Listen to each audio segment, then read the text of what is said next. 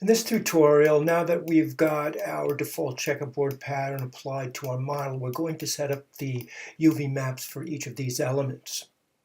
I've gone in and I've deleted one of the cylinders from the arm, and I've also deleted one of the wings.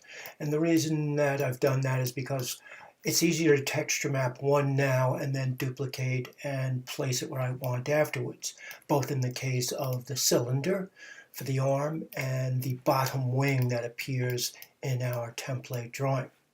So I'm going to select the body of the critter here, and I'm going to bring up my UV texture editor, and I'm going to go to UVs, and I'm just going to click on automatic mapping. And if I have deleted by type history prior to doing this, I'll see that when I check my UV editor, that each face is accounted for proportionally inside my UV editor. Now I'm going to sew them together into the piece I need so that when I go to Photoshop, I can texture map this.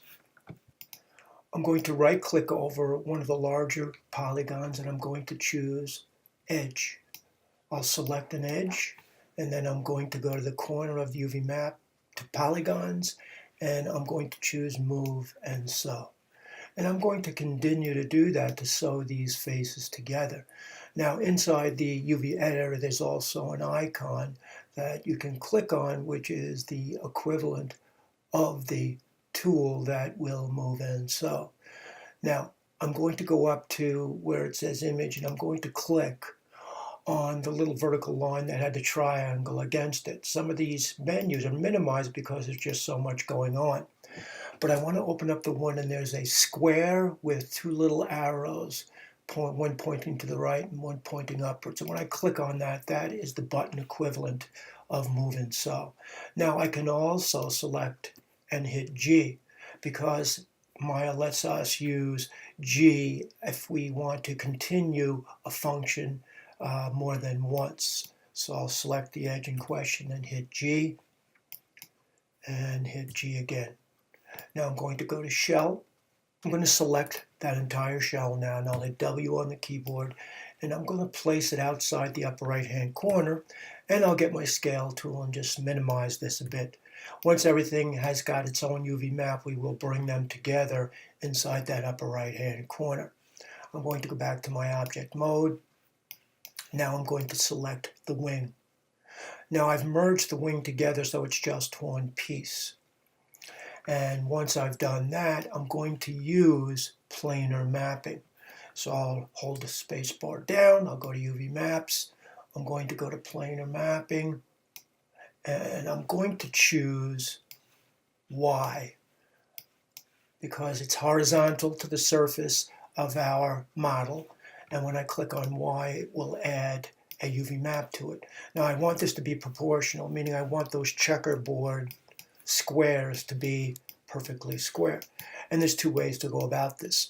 I can now activate the virtual tool in the viewport by clicking on the red T and scaling it inside my viewport. The other way we can refine the checkerboard pattern on a planar surface is to go to the channel window. And in the channel window, if I were to change the projection height and width to the same number, it automatically squares that out for us. Now once again, I'm going to scale this down, and with my move tool, I'll drag it outside of the upper right-hand corner. Now I'm going to set the UV map for the cylindrical tail of our little creature. So I've selected it, and I'm going to hold down the space bar, I'm going to go to UVs, and I'm going to choose cylindrical mapping. Now, you probably notice immediately that the cylindrical map is not coordinated to the direction of our piece. So I'm going to rotate it to the proper angle. Now once again I can click on the red T on the user tool, and when I do so I have the option to scale and to manipulate. So I'm going to click on the blue box, and I know that I have to rotate this on its x-axis. Now I can do this until I see the checkerboard pattern that I desire, Or I can go over to my channel window and I can set the rotate X to 90 or minus 90%. And you'll see now that we've got the checkerboard pattern that we want for that item. Now once again, I'll scale it and I'm just going to move it outside of that upper right hand corner. You'll start to scale these things according to the prominence in the model. So as far as this model is concerned, that wing and the body are pretty much the largest element. So when we gather everything together finally in the upper right hand corner, these pieces will be smaller perhaps. Now I'm going to texture the UV map for the propeller. I've combined them all together as one, and I've centered the pivot again. And you can see that the z-axis is the axis in question. This will be a simple planar map.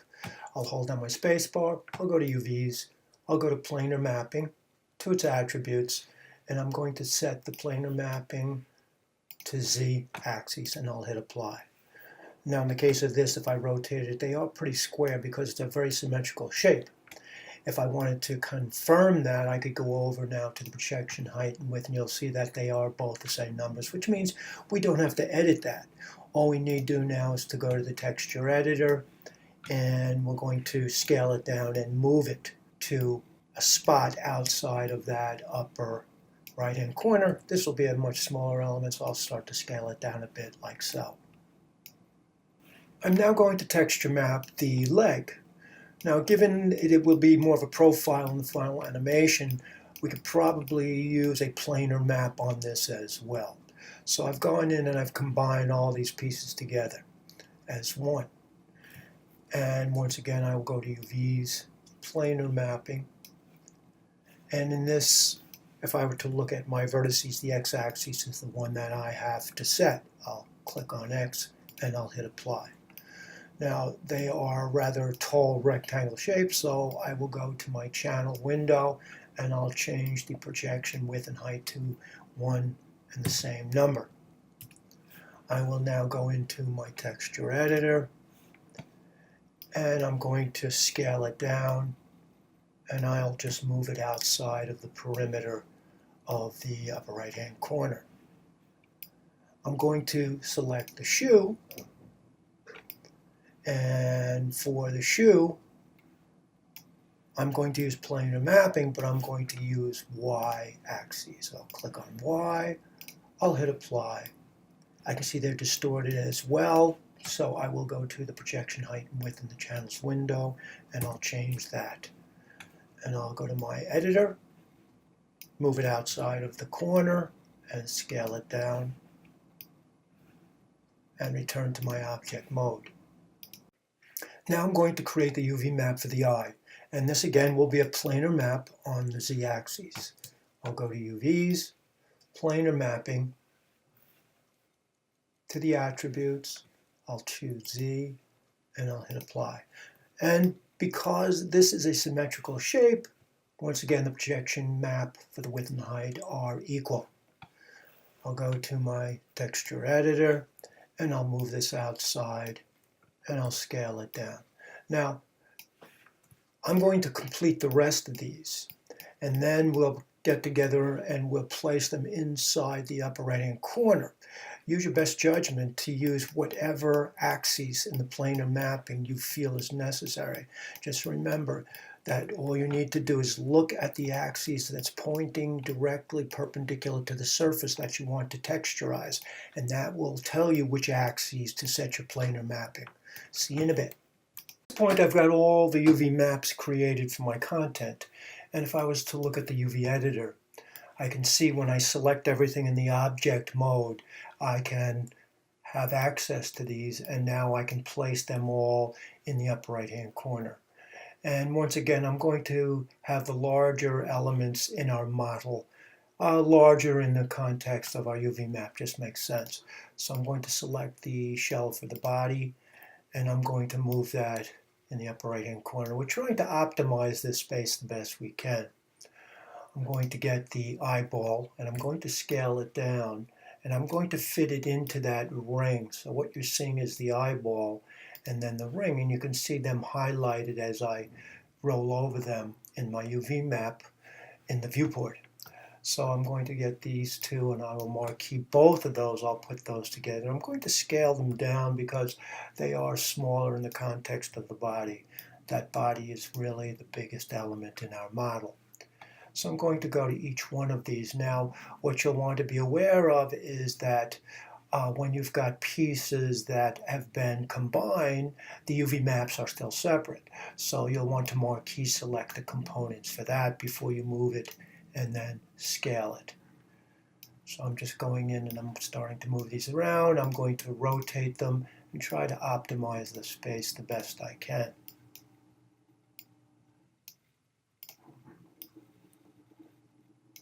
Smaller pieces take up less space, so perhaps there are little openings I can put those elements into and optimize this. In the case of my tail, I'm going to rotate it horizontally because it is horizontal in our model, and sometimes the orientation of the UV map helps you develop your textures as well. And I can right-click and choose Shell, and I can move these about. And all I'm doing now is just juggling this space to optimize larger elements. The foot is kind of a small element, so I'll scale it down, and then I'll come and get the leg. I'll scale that down a bit, move it into position, and I'll rotate it horizontally to optimize my UV map area. And this I could probably do by hand as well. I'm using my transform tools that we know how to use from our viewport. All right, so now I think I'll just go in and I'm going to optimize the body of this just a little bit more, bump up the scale just a tad.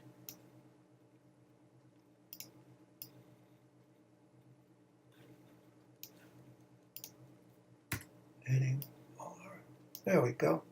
Now I'm going to return to my object mode because I want to generate the UV map. And once again, if you're not in the object mode for your geometry, you'll get an error message. So I've gone back to my object mode, and I'm going to marquee select them all. I'm going to go to polygons inside the UV editor, and I'm going to choose UV snapshot. 1024 by 1024 is a fine proportion for the scale of our texture map for our model. I want to make sure that the image format is PNG. I would go to my folder, and in my folder I would save that as my critter skin and click OK. Next tutorial will cover developing the texture inside of Photoshop.